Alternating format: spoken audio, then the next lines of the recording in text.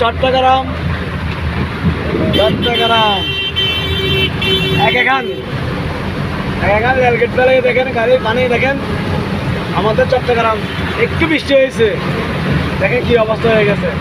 Bag ডুবে গেছে, bag ডুবে যাচ্ছে।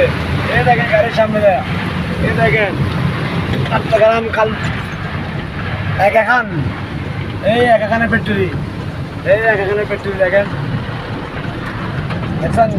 সব গাড়ি ডুবে গেছে, দেখেন অনেক গাড়ি জাম বাজে গেছে। মায়া নুরে আমার করে